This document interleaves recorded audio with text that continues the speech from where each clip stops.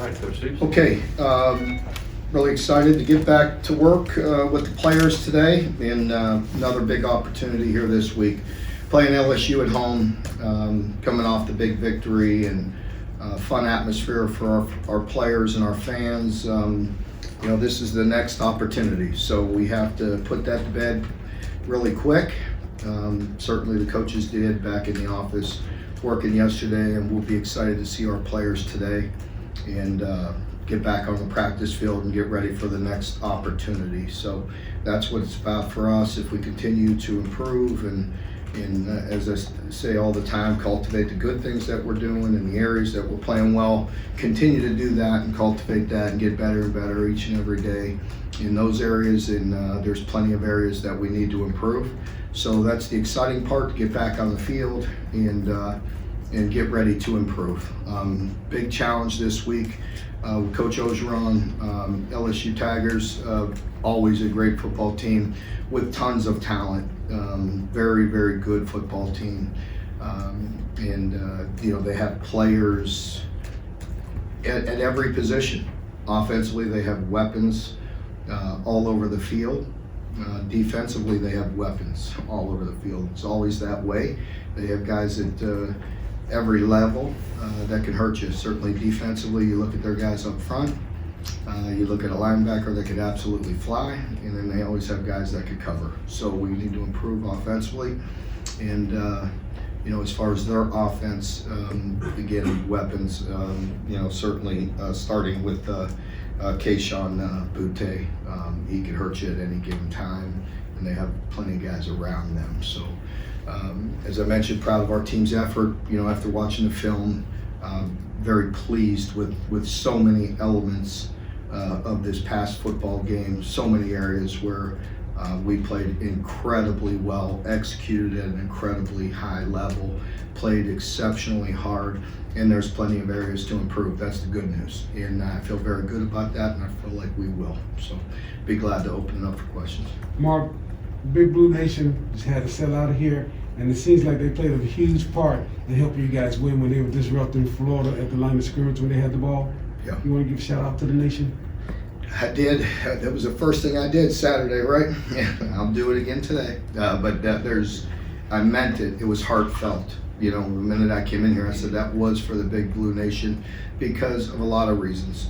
You know, there's the tough times, you know, for so many years, certainly against certain teams, and I know the frustration. I just felt it since I've been here, and for them to come out and affect that game and help determine the outcome of that game, I know was special to the Big Blue Nation. So once again, can't thank them enough, and they certainly were a big part of determining the outcome of the football game, and that's home field advantage. And really look forward to having that each and every week.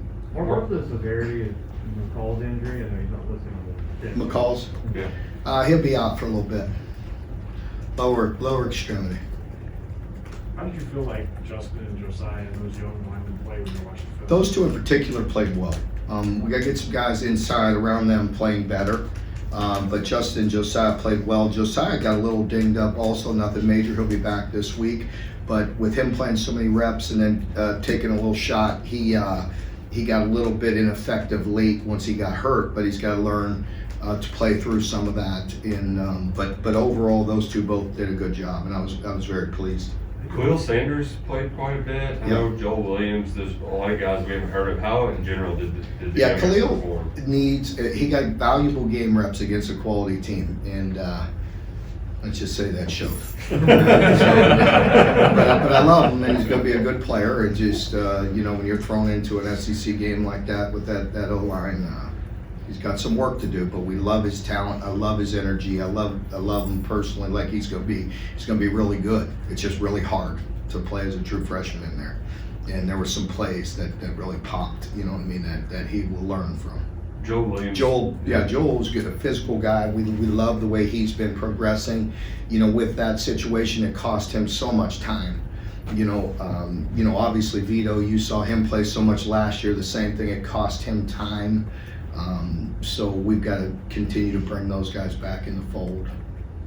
Mark, the fans may be just like the players. Are you concerned that they may have a one-off also, and to be able to come back time and time again and create the same type of atmosphere and environment that they had on Saturday night? No, I have no doubt the BBN, we're just, feeding them. So they'll be back out there with full effect on Saturday. Saturday night, it'll be a great environment and can't wait.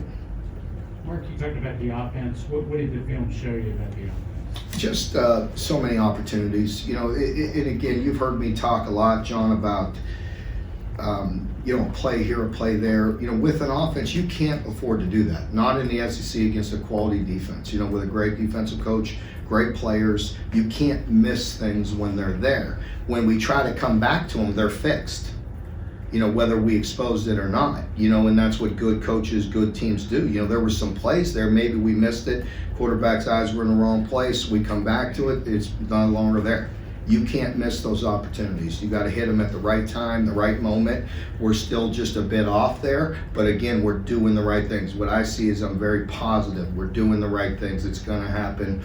Will's going to play better, but I believe in what we're doing and the whole group, and it'll come around. You talked about LSU's talent. You're maybe a little more familiar with LSU talent than some of the other teams. Just the top line, kind of transfer portal, that kind of stuff. Mm-hmm. What's the dynamic there between you and Coach O? Is that something you'll talk about? No. We have. There's no odd dynamic or anything like that. No, we just we really just see each other when we see each other at meetings and things of that nature. So I have a lot of respect for Coach O and his players and his program, and I would say we have the type of relationship where we're cordial or professional when we see each other at the meetings and such. Do you get the sense for Dare that this game? I don't know yet. To be honest with you, I've been wrapped up. Last week with last week's game, and we'll see him. I haven't even seen those guys yet. Some guys I saw through the building yesterday with treatment and things going on, but I didn't see Dare. When you all were talking to Dare in the portal, how big was it that Kelvin had come here and succeeded the way he did? I know that I'm sure. Yeah, I'm sure it was quite important. That was between them. The only thing I could do is tell the kids the way we run our program, but players really speak the truth, and and reiterate that to people that they're close with, and you'd have to ask him. Mark, are you going to expect one pancake block a game from Cavassier going forward? I want him to give that kind of effort every time going forward. That's for sure. Very unselfish and really good to see. And he's been really, to us, he's been proving himself for the last 2-3 weeks. Just the way he's been practicing and being so solid, more reliable, and more opportunities will come his way. Once again, it kind of stinks when you only get 41, 42 plays. The football doesn't get passed around enough. I meant passed or handed off. We just don't have enough plays to get people the ball. So we got to get more plays and get more options. That wheel route to him Good job feels on like defense. that play is there, it just can't get executed. Is that what can you do to get over that hump with some of those plays that are closer? It's like Well, sometimes we're hunting certain coverages and think you have it and it's not there, and so some of it just depends. Some of it is more stressful on a defense than others, and it's pretty hard to completely trick really good people. You have good plays, and some coverages have other certain strengths and certain weaknesses, and you feel like you have good matchups, but completely tricking really good defenses like that, hard to do. Mark, the defense played an excellent brand of complementary football and doing the things they did to give the offense a chance to get the ball back and score. Mm-hmm. Speak to that point, please. Just much better. I mentioned it a week ago via Zoom that we improved in that area as a team, complementing each other and getting stops when we need to get stops, and that's much better than early in the season when we weren't doing that. So if you want to win and win difficult games, then you have to do that, and our players know that, and they know they need to dig in and get good stops when they need to, and we won that game as a team, and it was very big. And offensively, we need to continue to work extremely hard. stay positive and have that belief system because it's going to happen. You just got to continue. Let's to do do some the of the right fans things. on Saturday night after the game. Seems like the fans now have an expectation as opposed to when you first got here. It's like, well, we know your pedigree. It's like, well, we see what he can do. We hope he can. We hope he can. Now the fans no longer say, I hope. I hear them saying, we expect to beat teams like Florida, Georgia, LSU, and the other juggernauts, the Alabamas. Yeah, well, I mean, I've said that and believed that since I walked in here. I mean, that's not lip service when I sit up here and say we go expect to win. That's no discredit to anybody. I say every week I'm here, I could venture to say, if you look back on the respect I have on the coaches in the league. If you don't, then you're not very bright. It's a very competitive league with very good coaches, very good players. But alls I could worry about is us. I promise you, I went in the building yesterday morning to compete to win the football game. I don't care who we're playing. And that's just the way we're going to go about our business. Because when I hear the fans talking about the football program the way it is now, they kind of relate it to what the basketball history has been here, where they say like, now he can't go backwards. We expect to win every game. We're not losing. We're not going back. No disrespect to anything. Like I mean, I can't respond. I'm not worried about that. Any of it. You know what I mean? I love and respect our fan base. I work my tail off 24/7 to deliver that product. I think that's pretty evident. So, I mean, outside of that, no offense, I could care less. But I mean that out of respect, not out of anything derogatory. Mark, after all Yeah. those years, I actually believe you now when you say you're gonna roll up your sleeves and get back to work. I think in your mind that is not coach speak, but Yeah. the players, they're young, they're impressionable. They've just been patted on the back about what they've done on Saturday. How can you realistically expect them to kind of get back down to earth? Because we've been humbled already this year, with our play, and I always tell the players that, in our business, you're gonna get opportunity to be humbled every 7 days. And, we have been humbled and, fortunately we were able to get away with a win, but we haven't played our best football. So they see the proof. Now I hope they're just hungry and I believe they will be.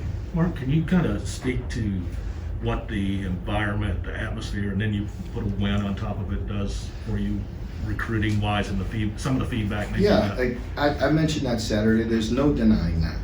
When we have an opportunity like that, and we have a sellout crowd, and you're playing a top 10 team in the country, one that has tormented our fan base for 50 years, there's no denying that it's important. But as is every game, right? I mean, this one's every bit as important, if not more, because it's the next opportunity. And you have to stay in that reality. Was it important? Absolutely. Does it help our recruiting? Without question. It's hard. You put all this in there, but you know what? We had some guys on campus that I had to spend some time with, and so the partying's all over. Once I celebrate with that team in that locker room, I gotta go back to work and recruit some dudes. I want some dudes that change the digits on the scoreboard. And that's what we need, and that's I mean, I'll say this. I mean, I busted it last night on Papa Shot. No, I did. I kicked butt. You won 5-0 for the second time in your tenure here, and not only that, this week in the polls, you not only get high up in the polls, but you leapfrog Florida too. So to speak to that point and how important that is when you talk about recruiting. I mean, the exposure is important. You win, all that takes care of itself. It really does. So I just want to win. Mark, just to follow up what you were talking about on defense. After South Carolina, you talked about the way they executed. And then they come out and do it again against Florida, including those 8 straight in the red zone. First of all, have you ever seen that? And secondly, what does that say to the level of confidence they're playing with now as far as their execution goes? Well, I can't recall seeing that or being in that situation. Not that many opportunities. It is a little bit heartbreaking. Were we going into 4th and 10 with the game on the line when we got the face mask, or what I mean? 4th and 9, I think. 4th and 9. I mean that's a hard pill, and but what are you gonna do? But buckle up the chin strap again and go do another set of downs. And that's what they did. And so our players have done it. You've seen them do it. Maybe not that many plays.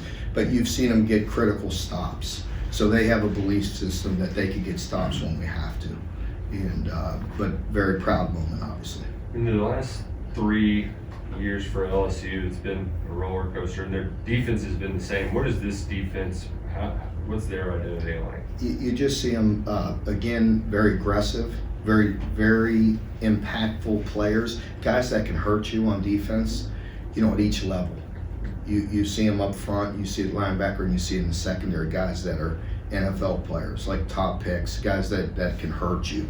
So still very much one of those offenses that are in your grill. One of those defenses that are in your face, like making you beat them. A lot of press, a lot of man free, mix in some zone,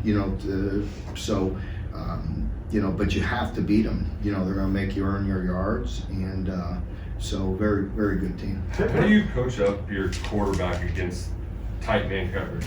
Is it let it rip, or is it there's a lot of things that go into it. You got to have protection, against a team like this. You saw Saturday, maybe a play here, a play there, that we were just off, maybe on the protection. He was feeling that coming. Guys were getting open. It affects the throw. You saw us do that to them. That's part of it. When you're playing very good defenses, look at the way we played against a very extremely talented offense. But our players were affecting the quarterback, whether it be coverage or pressure. And so with these guys with such tight coverage, you have to, our guys got to work hard to get open, and the quarterback got to trust it, and we got to hit some tight windows. They kind of struggled to get their run game going. Mm-hmm. Which it's kind of something I don't really think of when I think of LSU is the struggling. Mm-hmm. What, the kind of the stuff you got going on D-line, some of the new guys, do you think that's something that you have to try to, take advantage of a little bit this week? I do, because they will, and they're well coached, and it's just like us. Areas where we're falling short, we're going to work on. We're going to emphasize that, and we're going to get better at, and they will as well. And they're very good players, and Coach Ed said that that they're going to work on those things, and so you have to believe that they will. Jacquez Jones got national recognition. What stuck out to you about his play Saturday? Well, obviously the big play at the end, was a really good play, and they dressed up the release very well on that play, and he slid through it and had great vision. It made an incredible play there. And just, he was really physical in certain plays where he was taking on blocks and making tackles and doing things, just doing a really good job. And I'm really happy for him. I could tell you this, it's been a long time since I saw anybody play better than Josh Paschal did. It's just incredible the way he has played, the way he played Saturday. Mark, Florida has always traditionally been one of the top teams in terms of speed in the past. When we watched Florida, Kentucky, it kind of looked like Kentucky was playing in slow motion, but now that gap is really closed. How important is this aspect of speed in terms of... It's always important, speed and strength. We, as you know, you're probably alluding to the fact that for the past couple of years, we've been very big, very physical, long, but speed is a big deal. You could tell by the recruiting trail, that we're getting some fast guys, and I want some fast guys, and we need them.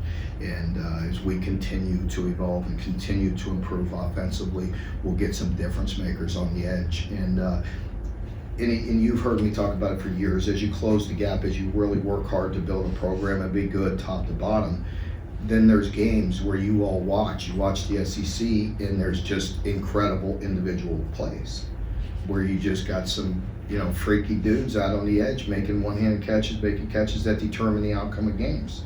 Well, we need some. Even defensively, it seems like you're And tackling a lot. Wandell's doing that too, by the way, the incredible play he made the other day. Sorry to finish. Yeah, even defensively, it seems like you're tackling a lot better too now. Yeah. Well, you've heard me talk through the years. You've seen us tackle well. When we're in good position, we tackle well.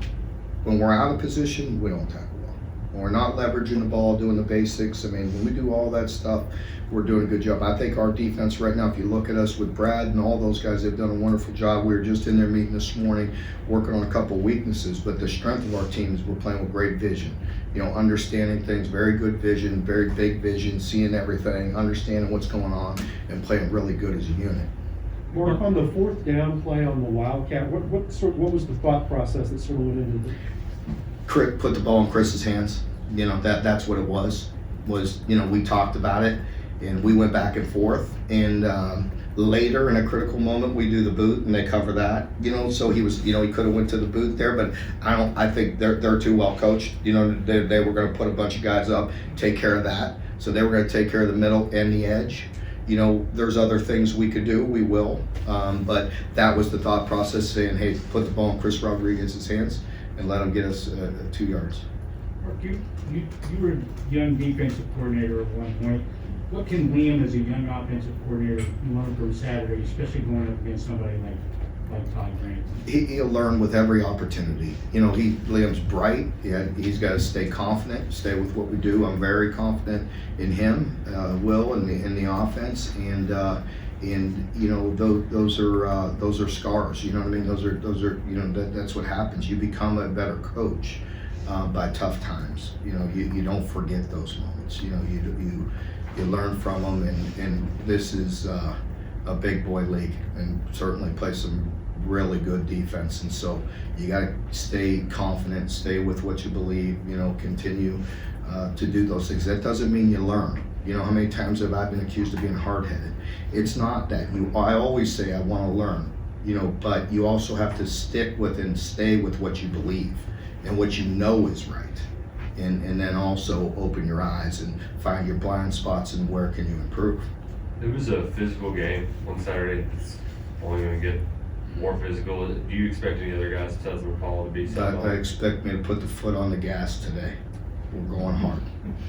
Mark, speaking of the game being physical, are there any plays we need to be concerned about that may not be healthy enough to get into next week? I don't know. We're going hard. We're strapping it on. So we'll see. We haven't talked a lot about the secondary being Florida, but I thought Allen in particular, you know, Ty, you know, get that fumble recovery and it's kind of in all the plays. I mean, are those guys coming along the way you want? Ty really made some good plays in that game. He did. He showed up good. Our secondary support, our secondary run support was better. I still don't like the perimeter at times. We still got to be firmer on the perimeter. We were giving up too many loose yards, too many easy yards with just basic leverage. And good teams are going to do that. They're going to hit you inside. They got Q run game. They got perimeter run game. And overall, we're pretty solid. But there's things we could do better. Mark, you're 5-0, and yet we still haven't seen that fully complementary game that you talked about, both offense and defense. That's kind of scary. What's the ceiling for this team? I don't know what the ceiling is, but I hope to get better today. And you know, we're excited about it. Coach, out in Eastern Kentucky, a bit of a departure. Today is Coach Jim Matney's funeral. People of Johnson Central really appreciated the way that you, as an individual, really highlighted his legacy and what it meant to the state. If you have any other comments on him. Yeah, thank you, Coach Matney. We just wish him and his family the best, and we respect his legacy and honor him. And you know, I have great respect for high school coaches and coaches in general, people that sacrifice a lot of their life impacting other people's lives. And Coach was certainly that way. Reminded me of my father. I lost my father in the middle of a season, and you know, and I remember getting a knock on that door. I was in college, but my dad was a high school teacher and coach, and dedicated his whole life to helping people. And heck, we're 3 days away from that anniversary of my dad's death. So hit home with me, with Coach Matney, and so I know that community is responding to that. So, yeah, thank you. Okay, folks, thank you very much.